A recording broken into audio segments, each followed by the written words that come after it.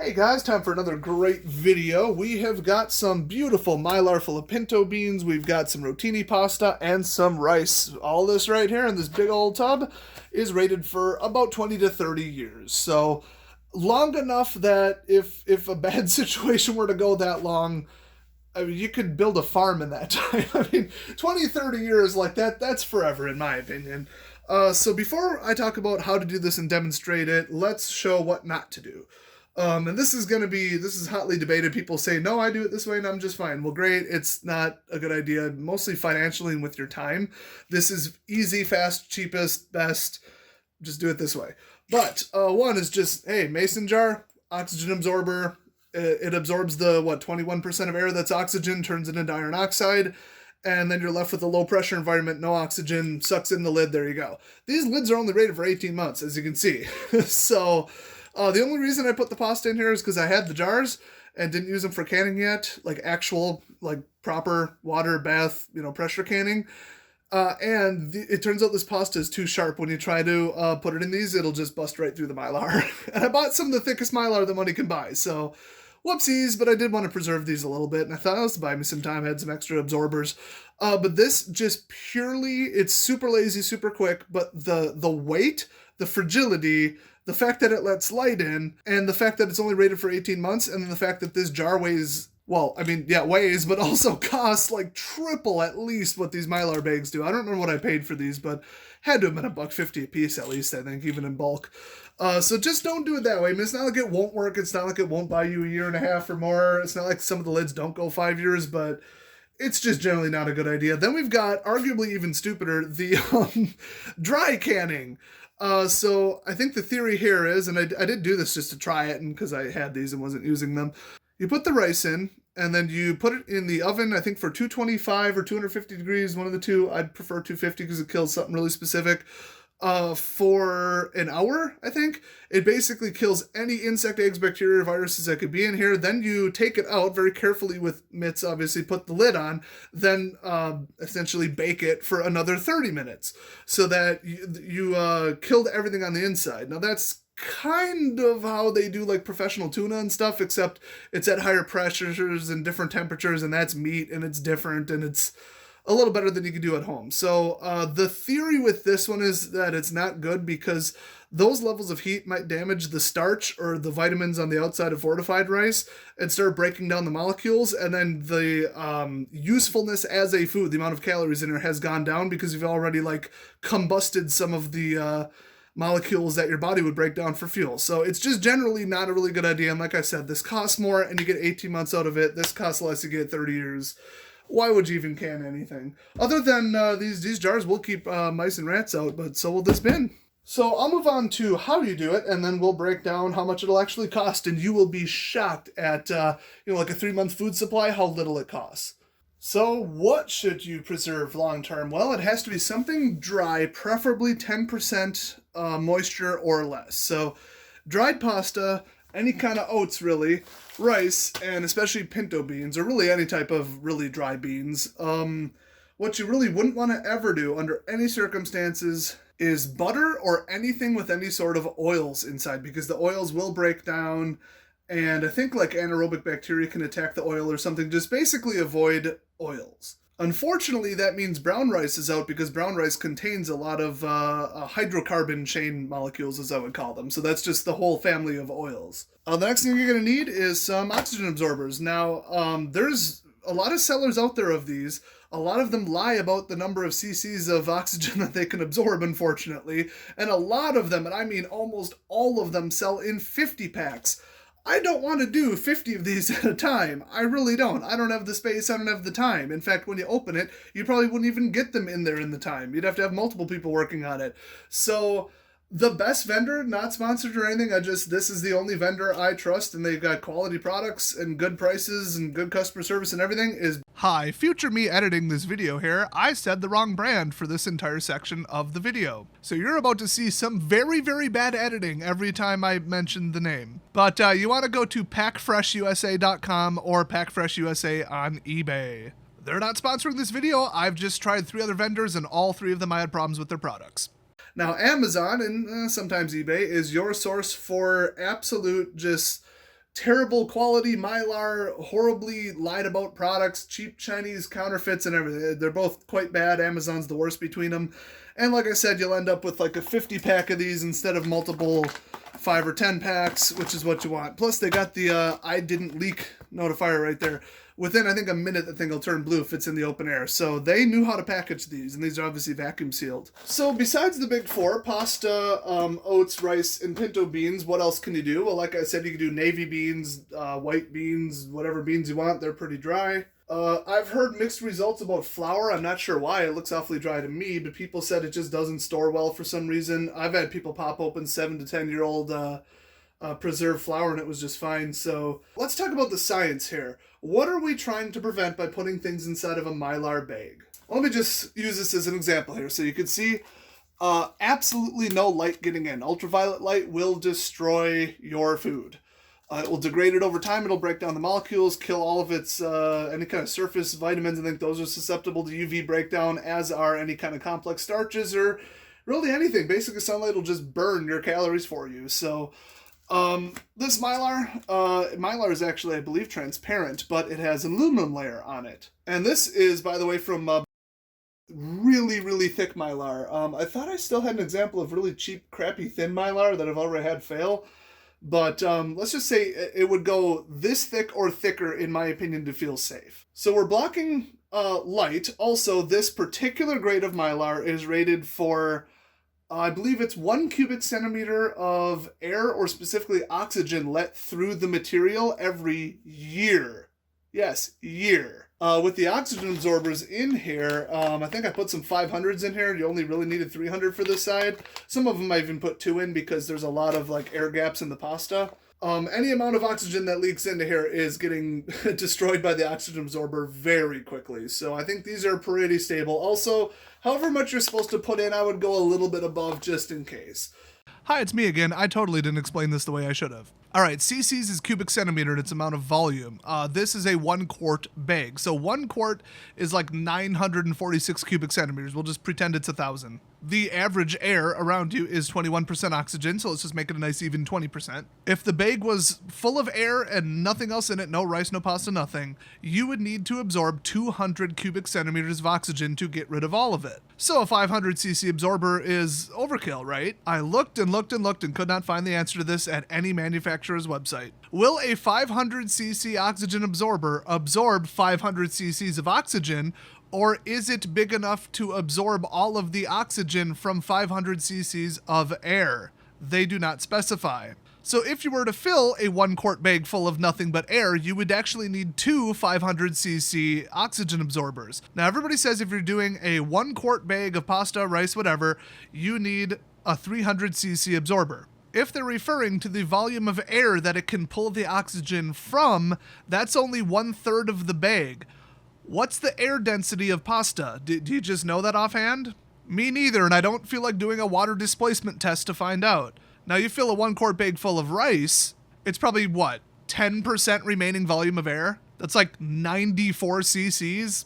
No matter what the oxygen absorber is referring to, a 300 would be overkill. So as a rule, if I'm doing pasta, I put in 2 300cc ones, and then if I'm doing beans, I put in 1 500, and if I do rice, I put in 1 300. And I believe oats I do 500, so I just overbuy both and then just stuff in pretty much what I have handy. Trust me, it's a lot cheaper than ruining all your food by going under the estimate.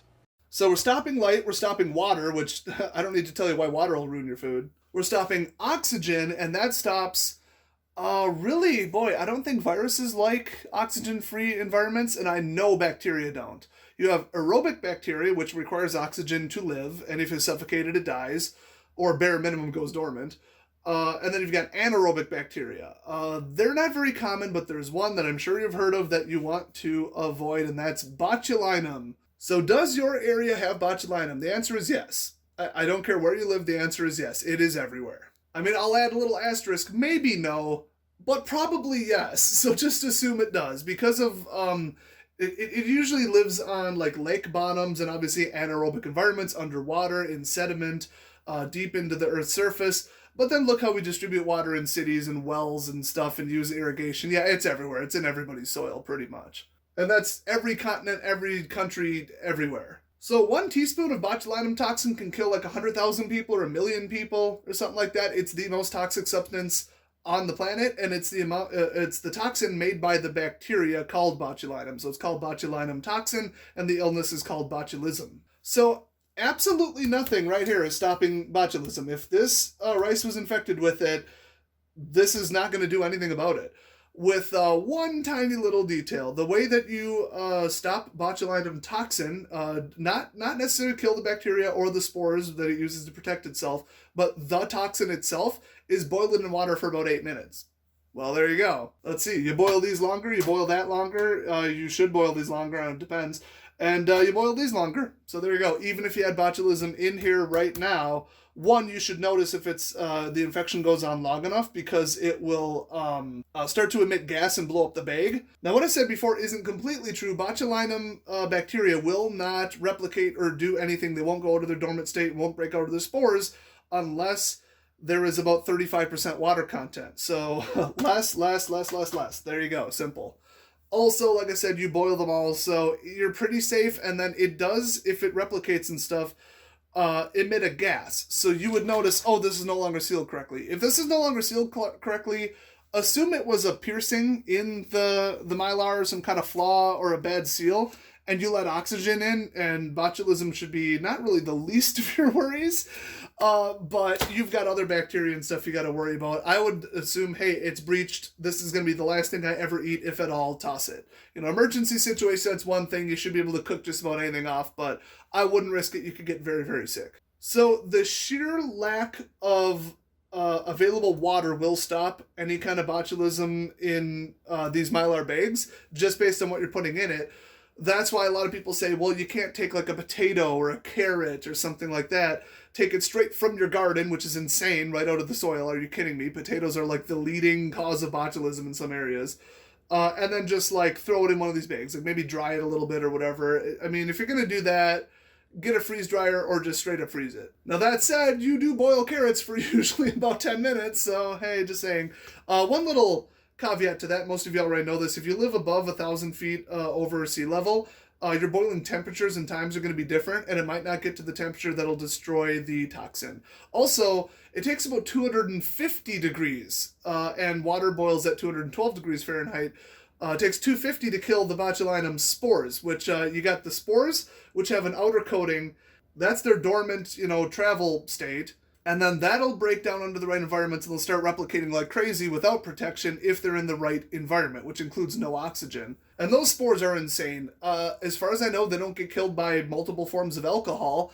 I couldn't find a solid answer on bleach, but it seems like most people think that it may or may not be 100% effective against the spores themselves. The spores, like I said, they survive boiling for even 5 hours unless you can boil water at 250 degrees, which is a violation of the laws of physics unless you add pressure. So then we get into pressure canning. Pressure canning is wonderful. I am not equipped to do any of it, so I don't think I'll ever make a video on it, at least not soon. But basically, when you change the atmospheric pressure by changing the pressure inside of the pressure canner, you are letting the water get to a higher temperature without turning into steam, because it's harder to turn into steam because the pressure is more, so you can't evaporate as easily. So pressure canning, I mean, you can pressure can potatoes, carrots, whatever, and as long as you make sure the temperature got to that right amount for that right amount of time, you don't have to worry about the spores. They're all dead, and that's it.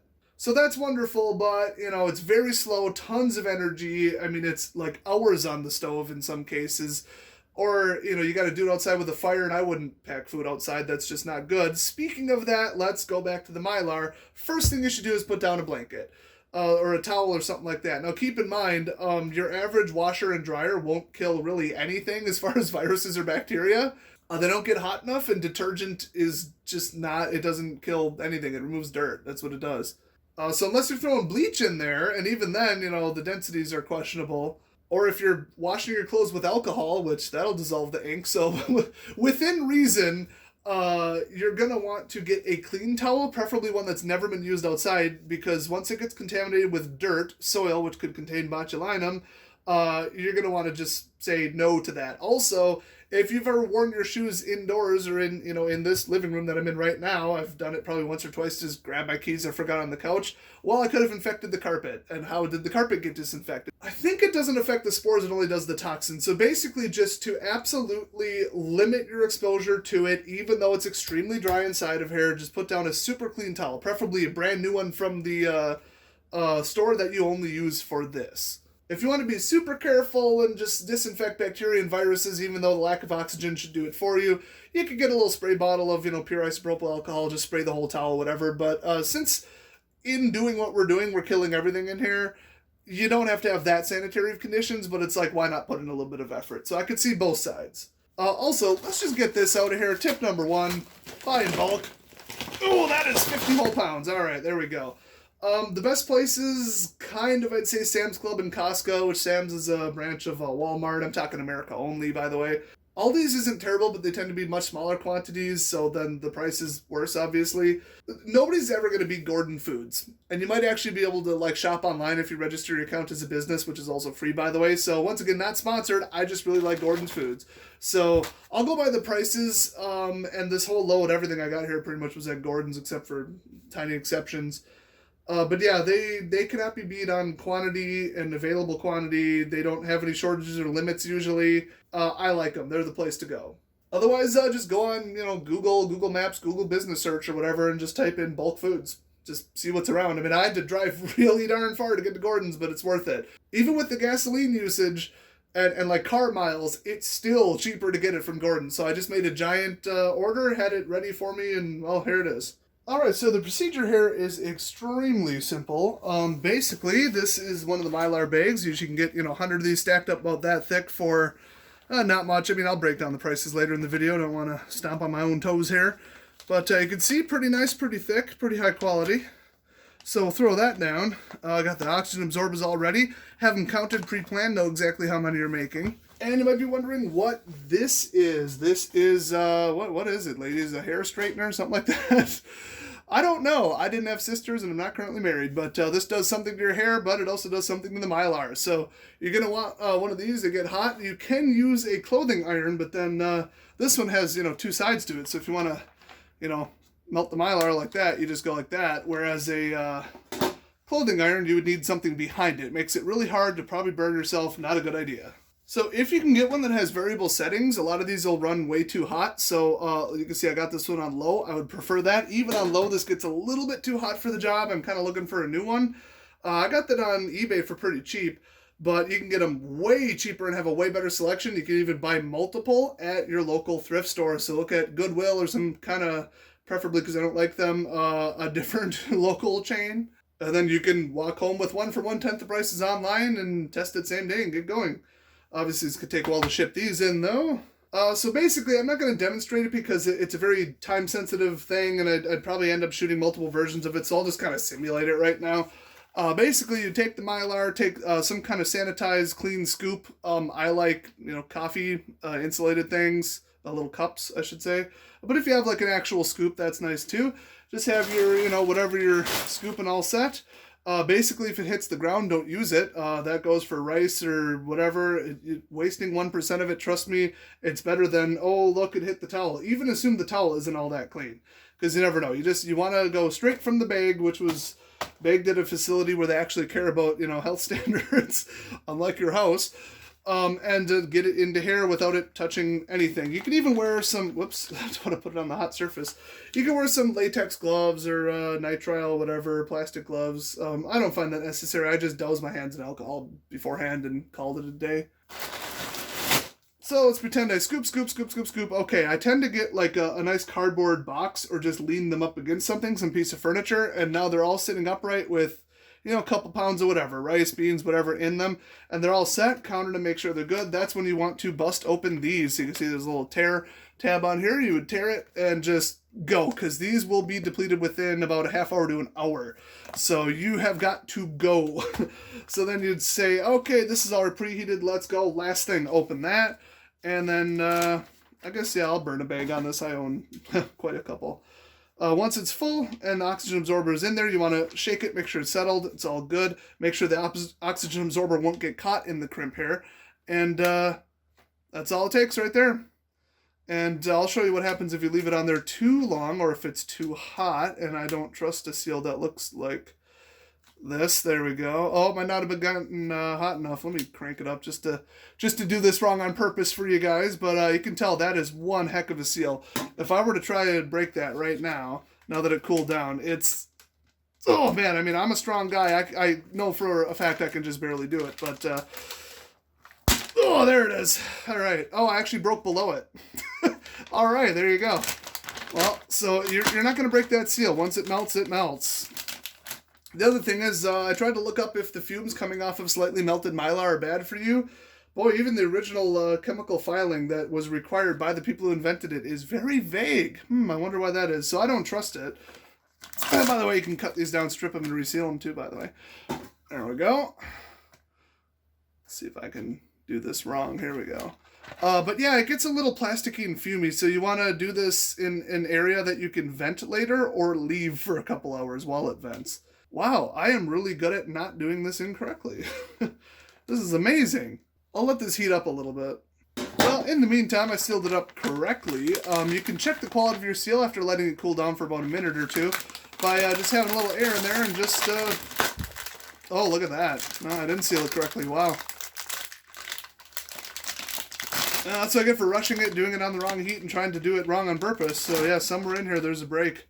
So really, the number one failure point is the seal. You do want to do that correctly, otherwise everything else doesn't matter. So let me get a scissors and we'll try this again, see if it's a defect with the bag or the seal. Well, might as well take a second shot to do it wrong too. I keep promising I'll do it wrong and then keep doing it correctly. So right on the edge there, way, way, way too hot, and holding it on way, way, way too long.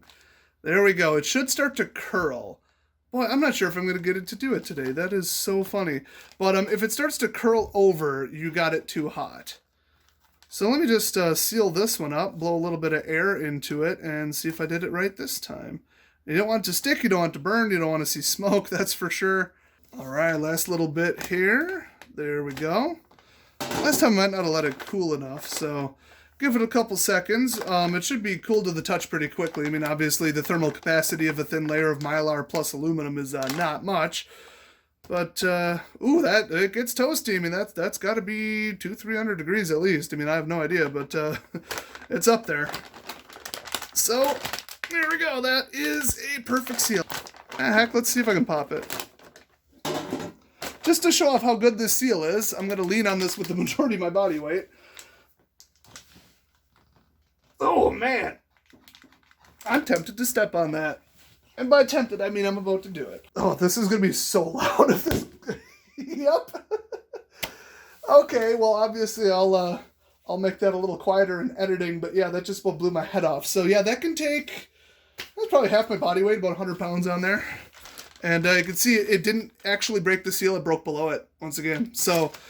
That's a tough seal. If you ever think, oh, some little, like, glorified curling iron isn't gonna... No, it is. That's how Mylar works. That's how they do it. I mean, they heat seal it. Like, go get a bag of chips. They just heat crimp it. That's what the material is made to do. So let's talk about failures. So this is what a successful, yes, it absorbed all the oxygen and sucked itself in kind of thing looks like. And this is what a failure looks like. So I don't know what happened here. I have opened these up on the bottom... dumped everything out, resealed them, and then put pressure on the top, and it's not the top leaking.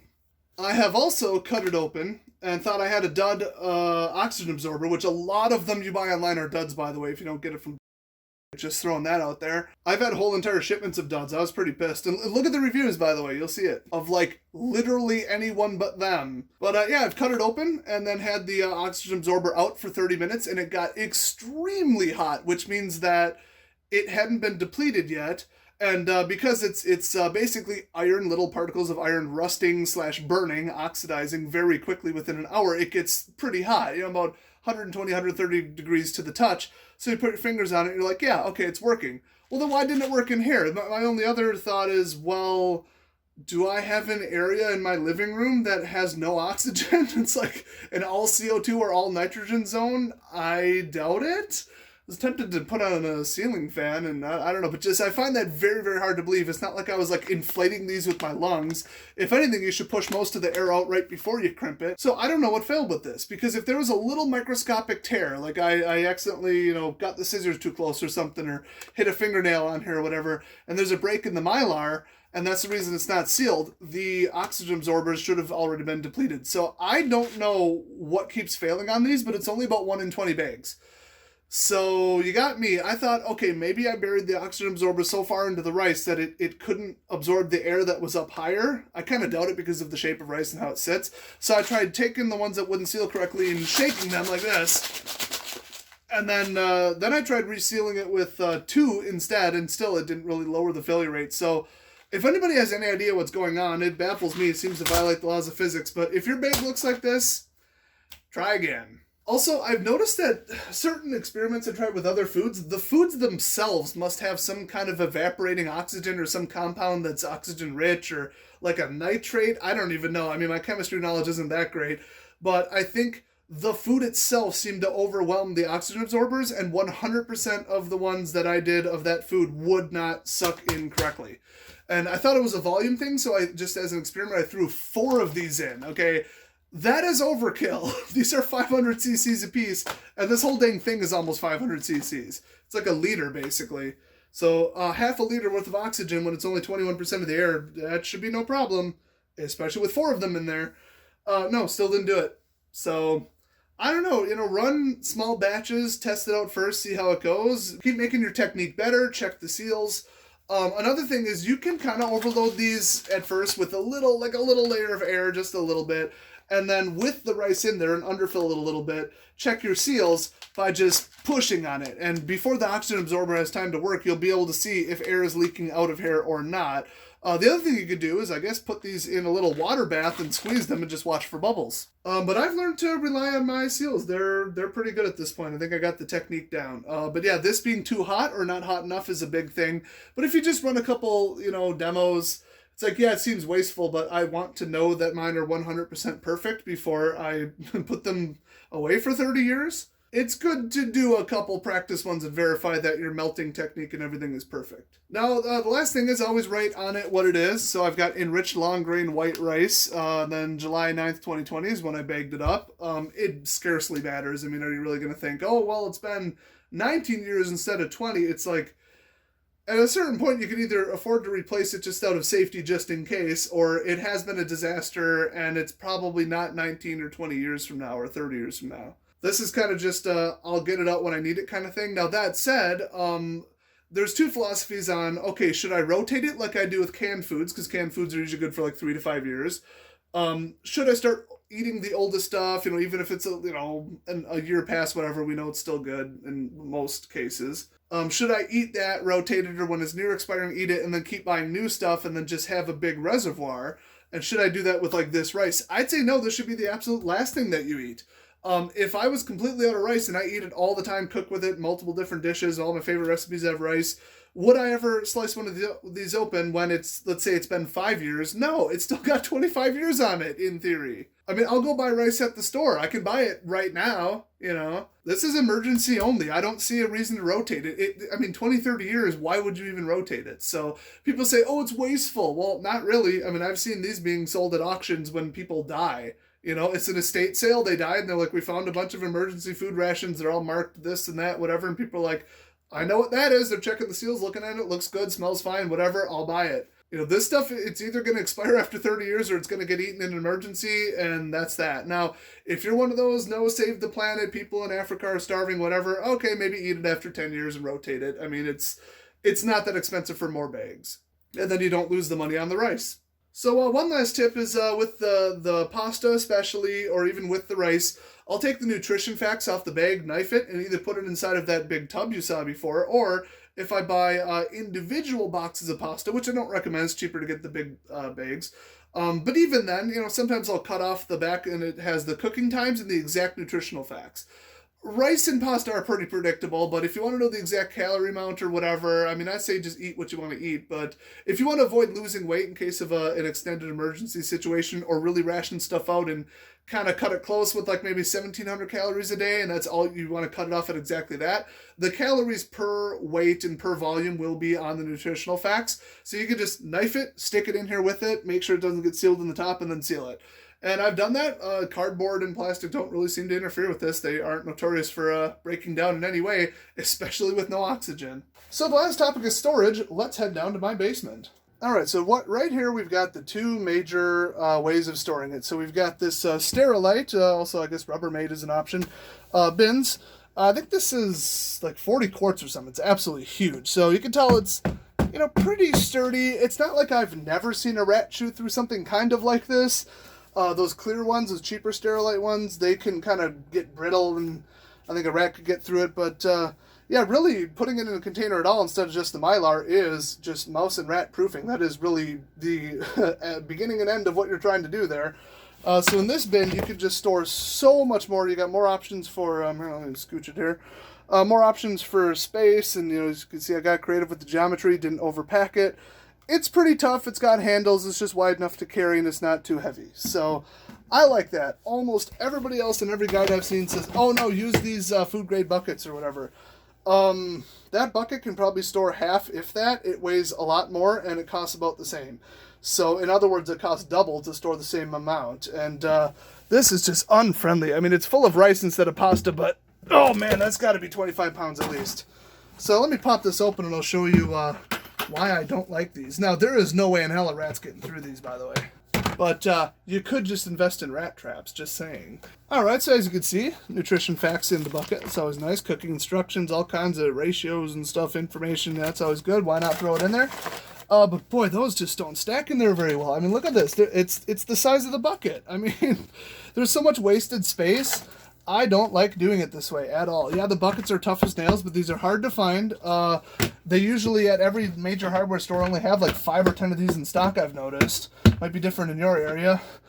They do seal a little tighter. They're a little bit more waterproof maybe than one of these, but I think these are tough enough and big enough. I would just cut it off at this. And if I see some kind of mouse or rat damage, I'd probably know about it because all the rice would spill out of the first bag they get, and then I would just set traditional traps and kill them. So let's move on to the costs. So first up, let's just hit the bags. I'm using the current prices. I think they might be a little bit high because there's a bit of an interest in this product right now. I recall them being a little bit lower, but I would strongly recommend, once again, buying from Pack Fresh USA. I'm going by their current eBay prices because that's where I shop. But right now, as it sits, you could get 100 of their 1 quart premium 5 mil thick ones. Why would you possibly get lower quality, thinner ones? So definitely go for that.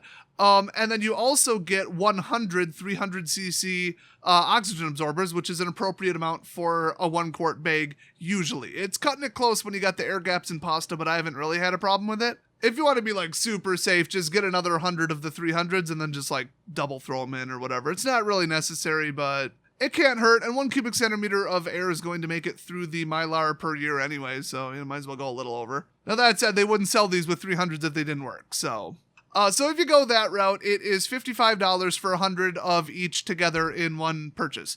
So that's only 55 cents per bag, counting the oxygen absorber. Not bad.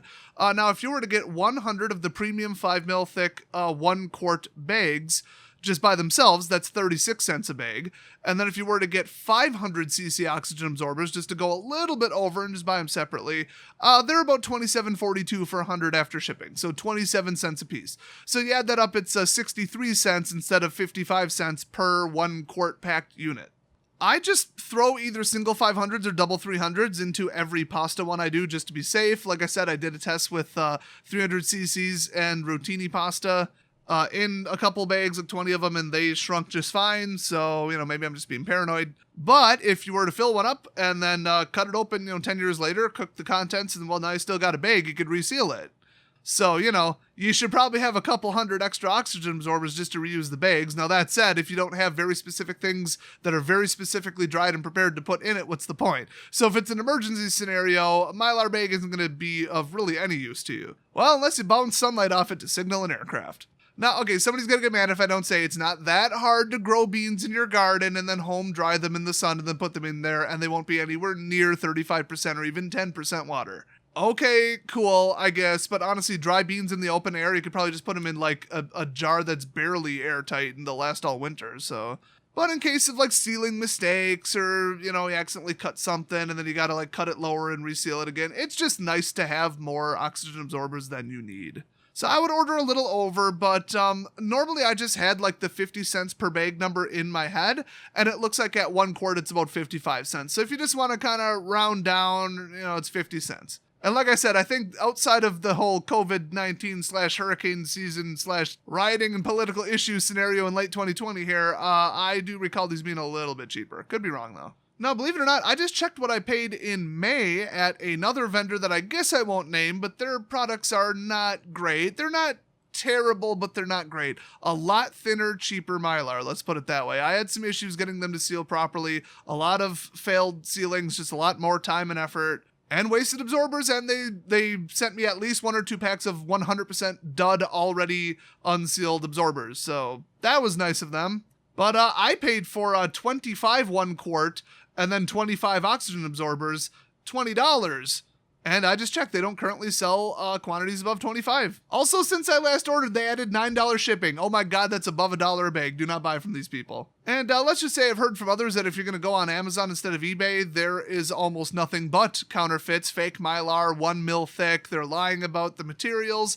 I've seen stuff that after about 5 to 7 years turns clear because like the aluminum fell off or something because it wasn't, electroplated correctly. It's just a disaster. Do not go with some Asian import wonder unbranded garbage bags. Don't do it, guys. It's 55 cents to buy it from Pack Fresh USA. Just do it. Like I said, not sponsored. I am just absolutely fed up with other people I've bought from. So let's move on to the food here. We got 10 pounds of bow tie pasta, not actually shown in the video. I think I showed 5 pounds of tricolor rotini. But I'm going by Gordon food prices here. If you're going to Sam's or Costco or something, you're going to pay more. Myers, Walmart, you're going to pay more. Hit up your local Asian market, though. They usually have really good prices on 50-pound bags of rice. But, 10-pound bag of pasta, that's $14. It was $13.99.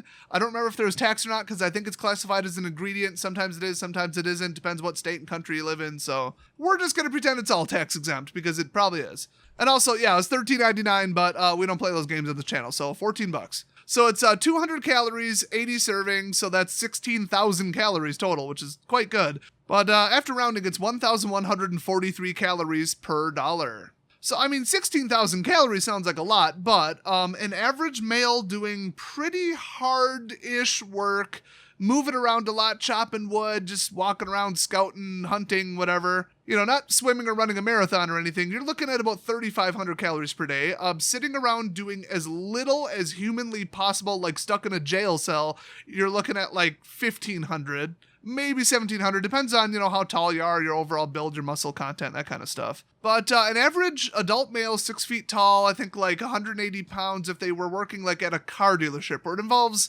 some getting up, walking around, whatever, but nothing too crazy. It's about 2,500 calories per day. And for women, it tends to be 2,000. So you got sedentary average and like, survival scenario averages, which is, like I said, 3,500-ish. And boy, wait till you hear this one. When I was 14 years old, we tracked this for 10 days for biology class. I ate 8,500 calories a day. If you have teenage kids, especially males, you are not surprised. And by the way, that's like a mixture of going to school and doing nothing and sitting and not moving, and going home and sitting and not moving. I did grow 6 inches that year, though, so there are average calorie intakes for like, kids 4 years old and 10 years old and like 16 years old and all that. And really after about 15, it just kind of levels off at normal adult. So you can look it up for, your family, obviously plan ahead too. So there's 2 philosophies here. You buy enough for your budget and how much you can store, and that's that. Or you're like, I need 6 months worth of food because that's what I'm planning for. Both are loosely based on nothing solid. I mean, it's not like you can predict exactly how much food you need. The more the merrier. So I kind of lean towards the first camp. I mean, a lot of people say, oh, you need a 2-week food supply. No, you need a 3-month food supply. You know, what if, let's compare it to like Hurricane Katrina. Okay, maybe it's like this many months. Or let's compare it to the end of the world. Well, then the more the merrier, the collapse of society. Well, I need an entire house full. Do keep in mind, by the way, that you really should keep these fairly heat stable. You don't want to like put these out in your garage in like 105-degree heat or something. That would be insane. It will slowly but surely ruin the food. So it's nice to be able to calculate how many days worth of food you have for either yourself or your family, or if you want to, you know, reserve 10% to give away to people, like family members or just random people walking around who don't have any food. Seriously, somebody shows up, like some single mom with starving kids in a really bad scenario, and you're going to turn them away when you got a year worth of food? Really? You should probably build in a percentage to give away. Or you could say, I planned ahead, you didn't. I mean, I know which one I would do, but you do you. But there's one thing you really want to consider here, and that's trade. First of all, you are going to get absolutely sick of eating the same food over and over and over. If somebody went out and killed a squirrel or a deer or something, they don't have a way to freeze it or refrigerate it, and they want to trade it, go for it. They smoked it, it's now jerky, whatever. Trust me, you would end up trading 3-to-1 or 5-to-1 on like calorie count just to get something that is different. Also, in theory, I've been told you can eat nothing but rice and pinto beans and get everything you need forever. I don't think that's true, especially with like weird trace stuff. But I mean, you need iodine, you need like molybdenum and stuff that's not even in there. Let's just say I'd have a multivitamin packed away too. But, you know, organ meats of certain, you know, deer and stuff, that contains really weird trace elements that you need. You're going to start craving things also. You don't just need calories, you need, you know, protein, carbs, and fats. If you don't have one of those, you will actually slowly starve while eating as much as you can possibly eat in a day. And also, in the protein subgroup, there are, I forgot how many, 10 to 20-ish, some 19, I don't remember, somewhere around there, essential amino acids that you absolutely cannot manufacture and need to consume. You need them, but your body cannot make them. And they're almost entirely found in beans and other lentils, otherwise meat. I mean, meat is like your only solution for that almost entirely. But beans are good too, and I've heard pintos contain all or most of them. I don't know, it's hard to track down real facts on this kind of stuff online. So in theory, you could live off of rice, pasta, and beans and oats, and like, that's it. But from people who tried it for like even 30 days, 60 days, 90 days, or people in like war zones that were stuck eating just the last of their, 100 pounds of rice or whatever, it is horrible. You have to like force yourself to eat the rice every day, and you're just sick of it. And you're as hungry as can be, but your body just says, no, I don't need more of the same thing. I need something else.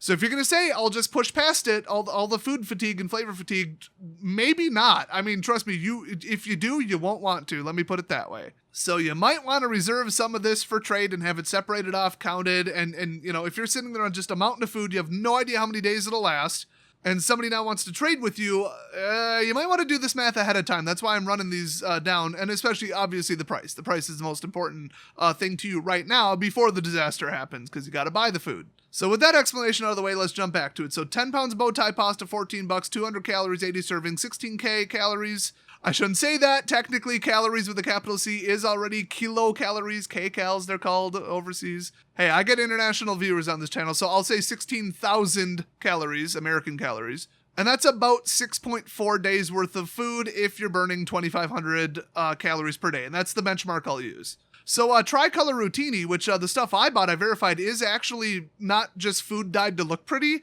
It's actually made with tomatoes, spinach, and regular pasta, I believe. And if you look at the nutrients on the nutrient list, it's pretty darn good. You get like some vitamins, some minerals and stuff in there. I mean, I would go heavy on the Rotini pasta. Also, it's really, really, really easy to bag. It is very large for what it weighs, though. The volume versus calories is not great, and the air gaps aren't great either. But that said, the bag I showed in the video was $6 for 5 pounds of Tricolor Rotini. Might be able to find a bigger quantity somewhere, but that's all Gordon's had. But it's 200 calories per serving and 40 servings, so just scaled right down from the bow tie because it's 5 pounds. So you're looking at 8,000 total calories per bag, and that is 1,333 calories per dollar, believe it or not. So yeah, Rotini made with more exotic ingredients that are harder to find and harder to grow is actually more calories per dollar than the bow tie, and it's also cheaper per pound. And I know that penne pasta is way too sharp to put in Mylar bags. I'm not 100% sure about bow tie. It's a little pointy, but it's kind of blunt. I don't know. Rotini is round. just buy Rotini. It all tastes the same anyway. It really comes down to how it holds the sauce, and honestly, if the world just ended, who gives a crap how it holds the sauce? You probably don't have any sauce. So that's 3.2 days worth of food. Honestly, days worth of food is kind of pointless if I'm already telling you calories per dollar, because it's like kind of the same thing. I don't know, it's interesting to get an idea of it, I guess. So 50 pounds of that bamboo enriched rice. Bamboo is the brand, it's not anything to do with bamboo. Now, what do they mean by enriched, and why should you always buy enriched? They put niacin or thiamine or one of those, whatever vitamin B is. They probably put both on there, and then iron. Yeah, you don't want to get anemic. You want iron. Red meat and fortified cereal are your only other two real sources of iron. I guess spinach. And, honestly, like, cabbage got a little bit in it, too. And, like, onions have magnesium, whatever. Prepare to garden in case of a long-term emergency. So that 50-pound bag was, believe it or not, $22.50. Now, the last time I went to Costco, and I believe also at Sam's Club, it was like $14 to $16 for a 25-pound bag. And I think I've paid, honestly, close to $20 at Walmart for, like, a 30-pounder. And I had heard that it's about $20 to $25 a bag at most Asian markets. So you really want to go to Gordon's or like a smaller Asian market where they get it by the pallet. So, okay, get this. $22.50, and you get 160 calories per serving and 504 servings. Hello. So that's 80,640 calories, which, get this, 3,584 calories per dollar. You are really never going to beat bulk rice. I've never even heard of something that could beat bulk rice. As far as calories per dollar, which is 3,584. I mean, that's crazy. That's like a full day worth of food for $1. That's why college students, they're all about that ramen and rice life. Hell, when I was briefly unemployed, it was all rice every meal. I mean, we had a side of rice, and I learned how, Iranian rice dishes, Vietnamese rice dishes, Chinese rice dishes. You can do a lot with rice. So that's about 32 days worth of food, 32 and a quarter days worth of food. So $1 a day if you're working hard, even less if you're not. So next, let's move on to pinto beans. They're very important because they're a high source of protein, and there's next to no protein in pasta. Well, 7 grams per 200 calories, but beans have a more diverse protein arrangement. So very important, do not skip these. Yeah, you gotta soak them, or you gotta boil them for an hour or something. They're a little harder to prepare. But they're important, don't skip them. And plus, you can make them into a paste. You can put them on tortillas if you somehow had some.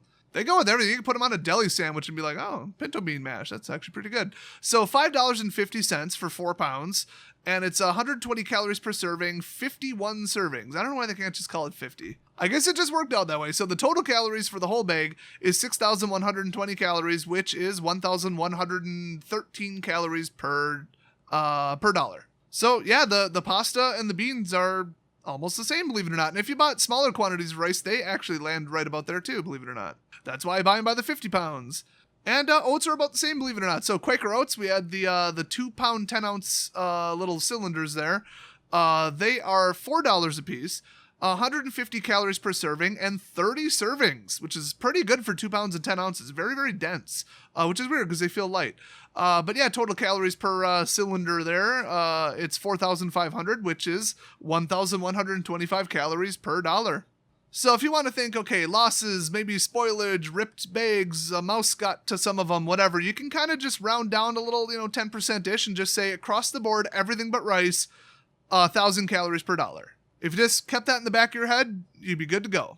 So the last thing on the list, I actually neglected to show this in the video, and this one's kind of questionable, and I'll get into why, but popping corn. You can get a bag. It's a pretty small bag. I mean, it's I think maybe 1.5 quarts, which is 10 pounds of dry popping corn, $11.50, 120 calories per serving, and an astonishing 113 servings. So that little tiny bag is 13,560 total calories, but you divide it out, it's still 1,179 calories per dollar, so just right around the rest. The problem is you need some sort of oil, preferably coconut oil, to pop it. It'll pop in probably just about any oil. I mean, it's more about the oil's smoke point and temperature controls and that kind of stuff, but oil will pop the popping corn. The problem is oil doesn't preserve very well. Even a 100% UV blocked, glass vacuum sealed jar, I've heard of it still somehow going rancid. Trying to preserve oil is a whole thing, but most people just told me just give up, just don't do it. Now, the kind of good news is that a lot of things in nature you can get oil from, but whether or not it's edible oil, because remember, it'll be on the popcorn, that's a different thing. And then if you have oil, just like pour it on your pasta and eat it. Oil is the most calorie-dense food that exists. I think it even beats sugar. Oh, wait, no, liquid butter might have it, because that stuff's 3,500 calories a pound. I don't know, oil's denser, though. And butter has a lot of water. I don't know, they're close. So using it to popcorn is kind of stupid unless you kind of like take the rest and pour it over the popcorn and eat it. As long as it gets in your mouth, you're good, okay? But in my area, not a lot of coconuts here in Wisconsin, so I don't think I'll be making coconut oil. Also, I heard it's very difficult to make coconut oil. But really any nut, but, well, boy, what nuts grow in Wisconsin? Pine cone, pine seed nuts, and they like to very quickly open up and fall on the ground. So you aren't really going to be picking them off the tree, and if you do, they might not be fully formed seeds, and it's a whole thing. You could like wrap, little plastic bags around them and catch them and stuff. It's just very, very intensive for the amount you get, and you might have noticed that pine nuts are very dry. You don't get a lot of oil from them, and you need like an oil press unless you just want to sit there with a hammer and kind of make something work. So if that all sounds absolutely terrible and you're not going to bother with popping corn in case of a total absolute catastrophe, yeah, I don't blame you. I mean, it is, 1,000 calories per dollar just about. But, I mean, variety and then the density and the weight versus how much space it takes and stuff, it's nice if you think you can somehow maybe get oil. But here's the thing, I think you can take popping corn and grind it up if you had some kind of flour mill or whatever into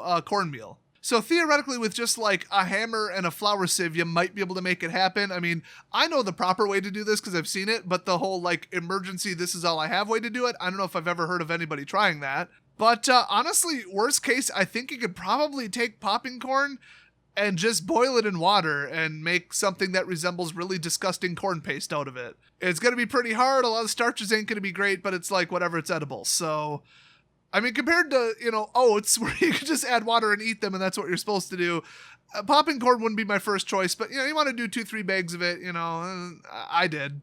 Now, in a temporary grid down scenario, that's like almost the first thing I would go to. If I got salt sitting there and I've got some oil that hasn't gone bad yet, hey, light a fire, let's make some popcorn. Everybody loves popcorn. It's also very, very filling because it's light and airy. So I'd recommend a small amount of it. I wouldn't go buy, an industrial 50 or 100 pound bag of it. Speaking of that, I didn't price that out because the biggest they had was 10 pounds, but it can't be that much cheaper.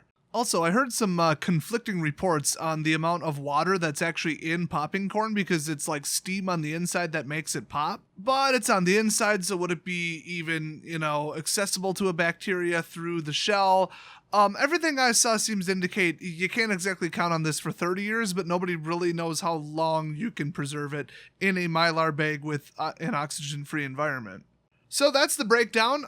It's kind of funny that calorie per dollar, pasta, popcorn, pinto beans, Quaker Oats, all that, you get them all together, it's pretty much the same. And then rice is the absolute king, so I'd lean hard on rice. Also, rice doesn't take up nearly as much space as oats or pasta. So I think about 60 to 70% of my reserves are rice. And if you look at disaster aid and like homeless and poor family aid programs and stuff like that, emergency army stuff, rice is very heavily utilized. That or obviously MREs, but those are pretty expensive.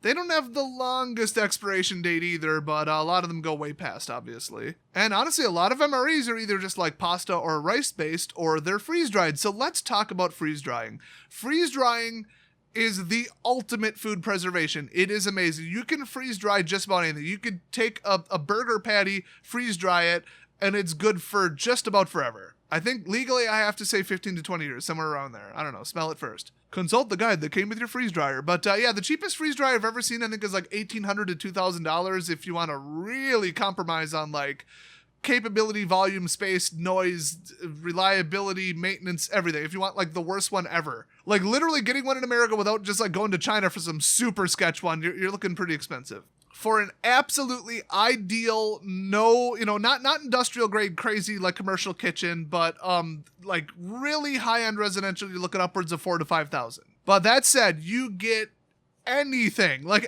a banana, a fruit, like meat, vegetables, shrimp, steak. I mean, it would probably be faster for me to name the things that you can't freeze dry. You can take a pan full of milk and turn it into like freeze dried milk powder, and you're good.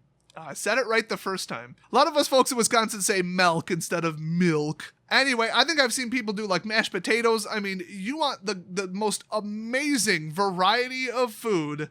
I'm pretty sure you can do scrambled eggs. I think I've even seen that. Hard-boiled eggs, that one's a little tougher. There are some exceptions, and it's a lot of compound food, but a lot of simplistic stuff, like this is a potato, this is a slice of a carrot, this is all one thing. So homogeneous food, you can freeze dry it, and then, getting back to this, you would put it in a Mylar bag with an oxygen absorber, let it suck in a little bit, and then you're good. Because with no water and no oxygen, you're good. Remember, I said at the beginning of the video, anything could be stored in Mylar, and every insect, egg, or maybe virus, I'm still not sure about that, but definitely bacteria, and virtually any fungus, if not literally every fungus, will be killed by not having any oxygen. And then botulinum bacteria, which is everywhere and requires an oxygen-free environment, which is what you're giving it, requires about 35% water, and certain things about pH, it doesn't like acid. That's why you pickle cucumbers when they were like soil adjacent, because remember, the bacteria lives in the soil. So if you freeze dry it, you're good. Now, how would you normally dehydrate, scrambled eggs and a side of beef down to acceptable levels of water content without a freeze dryer? It's technically impossible with most foods. I mean, yeah, there's dehydrating, which is like the really unsafe ghetto way to do it. I mean, yeah, you cut it just right. You can make strips of jerky. Jerky's good for quite a while. Okay, whatever. But a lot of jerky is closer than you think on the water content, believe it or not. That's why they throw desiccant packets in it, which is a water absorber. So, I mean, if you got the funds, I would absolutely invest in a freeze dryer for just any kind of leftovers. Oh, look, they got a sale on this, that, or the other meat, I'd say eggs, but I mean, come on. They're pretty price stable. I've never seen eggs on sale. Or, oh, look, this is in the back of the fridge and it's going to expire in a month, which, by the way, most expiration dates are BS. But hey, why not throw it in the freeze dryer? So when you buy a freeze dryer, a mountain of oxygen absorbers, and like a stack of 1,000 Mylar bags, you're good to go. And that, obviously would probably be upwards of $6,000, all things considered. But boy, you would just be eating the highest quality food ever. And that's why when you buy like those big like multi-course meal, emergency food buckets, where it's like, hey, 2 to 4 whatever week food supply for, 100, 200, 300 bucks a bucket. They just use commercial freeze drying. I mean, it's really that simple. So they're doing it for you and you're paying them a fortune. So if you're going to stock up on a ton of that, I might just encourage you to do it yourself. Yeah, it's really labor intensive-ish. I mean, really just, oh, look, I sliced it with a knife. I put it in on a tray and hit go. Now, that said, a lot of them are rated for, I think, like 200 cycles per year, which would be almost like nonstop, considering I think every batch is about 24 hours, a little bit less than that, depending upon the freeze dryer. And also the quality and speed of the vacuum pump that works with it. So, I mean, it might take you legitimately to get like a good stock of food, like a year of doing it almost nonstop every day. So people who aren't into that, you might want to just look into some freeze-dried food then. So one more thing that I still had to do some research on, but I'll throw it in at the end. You can technically take granulated or powdered sugar and preserve it in Mylar bags with oxygen absorbers. And people have said that works fine, but it's like I've heard other rumors that that's not good, but I don't know if people have like tried it, waited 5 or 10 years, opened it, and said, oh, wow, this didn't work. I heard that the worst you can get is clumping together. But I mean, hey, it's a dry crystalline structure and powdered sugar is about as dry as you can get. But I heard it's kind of like oils. Like you would think that, walnuts or whatever would be fine, but you cannot preserve them in Mylar because the oil inside the nut will break down into something else and turn into something and it just all goes to crap. That's my very scientific assessment of what happens. So there are some things that will break down whether there's oxygen or not, and you don't want to do those. And also, by the way, brown sugar has way too much water content. It is way too dangerous. And you wouldn't think. So I've heard different things about flour. Other people said, yeah, my flour went rancid anyway, and I have no idea why. I can't imagine why that would be because bacteria require oxygen, but maybe it's a bacteria that's somehow in the flour and is also anaerobic and somehow survived being packaged. And I don't know. With how cheap flour is and how important it is, I would probably take a shot at it, but I wouldn't exactly get 100 pounds of it. Now, a hard yes or no isn't always the answer. Like, you can go about 3 to 5 years with certain types of, like, baby formula. And actually, a couple different charts I saw said you really don't want to go past 5 years with cornmeal. Something about the starches breaking down, so okay. Stuff like dried oregano, dried, any kind of dried herb, really, you're looking at probably 3 to 5 years on a good day. Full fat powdered milk, that's only about 3 to 5. Granola, I mean, believe it or not, 5 to 10 years. Certain types of beans and quinoa, or however you say that thing, don't buy that stuff. A recent study said it's really bad for you. Certain types of dried peppers, they'll be between 5 and 10 years before they just go bad for some reason based on what chemicals are inside of them. Dried chickpeas, black-eyed peas, that kind of stuff, you can get 10 to 20 out of them, but if you want to go straight up 20 to 30, you're looking at, believe it or not, instant coffee. Wouldn't have thought. I'm actually looking at an amalgamated chart on a wiki page. But yeah, noodles, pasta, a lot of different types of beans, fat-free milk powder, any kind of oats. Dried tea, especially I think black tea, which is fermented, and white rice. You get in 20 to 30 years easy. And I think the 20 to 30, the 20 would be like, 3 mil Mylar with not an overkill oxygen absorber. You'd probably get close to 30 with some nice setups. So can you go longer? Well, I mean, Mylar was invented in 1950. We don't have a whole lot of examples. And remember, even outside of Mylar, honestly, if you could just seal it in anything, but hey, why not do it in Mylar? Although honey might be a little bit wacky. Honey. Honey has anti-everything in it. It just has antibacterial, antifungal, anti-everything compounds in it because bees don't have refrigerators. So yeah, honey lasts forever. So if you can get it in a glass jar because the plastic container will not last forever, you're looking at maybe 5 years on a pretty decent thick plastic container of honey. So don't buy plastic containers of honey unless you're going to put them in a mason jar or, God, would that be awful, but a Mylar bag, I guess. And salt and basically powdered sugar, you're pretty much safe. And then baking soda, that's eternal. So yeah, those, you start just sealing them in where they're airtight. That's it. Oxygen-free environment for sugar, yeah, you're usually good depending upon the type of sugar. Although, like I said, I've heard some stories of people saying we tried to preserve sugar, cut it open a couple years later, and it wasn't great. But it's not like they took pictures or a video to prove it. So just, sugar is the one where I'd probably trust it, but watch out and don't buy brown sugar. So there's one more question I probably should have answered earlier. How much money would it take to do a 90-day food supply for an average adult male needing 2,500 calories a day? If you want half rice and half everything else doesn't matter because it was about $1 per 1,000 calories, you'd be looking at about $144 plus the cost of the bags and the oxygen absorbers. Kind of hard to say depending upon, if you went heavy on the noodles, which, very light, not a lot of calories per bag, or if you went just super hyper dense, I guess rice in that case, where you can usually get like 3,000 to 5,000 calories in a bag. But I would say, it'd be on the safe side, maybe add another 100 for the bags. It probably wouldn't even be that much. I just really like pasta. So a 90-day food supply would be about $250 at current American US dollar prices. 90 days of 2,500 calorie full meals, really crappy meals, while sitting on your butt, not hunting squirrels or rabbits or anything, like literally just doing nothing, which I wouldn't recommend. Still, 90 days, $250. Now, $200-ish right now, this is not the normal price, will get you like a 4-week supply bucket of probably closer to 1,800 to 2,000 calorie per day freeze-dried meals from, one of the big sellers. And some of them go up from there depending upon like kind of the quality of the food and how much they spent on marketing, just throwing that out there. But yeah, usually basically if you did it yourself, which you could package up a lot of food in just like one day. And we're talking you by yourself while watching funny YouTube videos, half paying attention and not rushing, you could probably get at least a month or two of food done. Maybe if you work fast, like the whole dang shebang if you want to, shoot for 3 months. So if you just thought, hey, I could go buy a really crappy cheap boat and trailer for $1,000. Be lucky if you get the motor for that price, but okay. Or I could buy, basically a year worth of food for $1,000. Now, having to store it, that's a whole thing. And also, I did not factor in the cost of the containers. The buckets, the little 5-gallon pails, those are a pain. They cost a lot. I wouldn't recommend it, but that would be, at least an extra $5 or $6 per like 7 Mylar bags. That's about all I can fit in there. Otherwise, those big old Rubbermaids, 15 to 21 quart bags, depending upon what's in them and how tight you pack them, and those are about $6 to $10 at the hardware store. So maybe $1,100 with storage, but then you gotta measure them ahead of time, kind of start doing volumetric calculations to see what you can store, or just order a big old stack of Mylar and some oxy absorbers, and then 10 pounds of oats, 10 pounds of beans, 10 pounds of pasta, maybe 20 pounds, and then just get at it, see how much room that takes up, and run the calculations from there, because then at least you're way ahead of all your neighbors and anybody else. And don't forget to pad in a little bit extra for bartering or charity.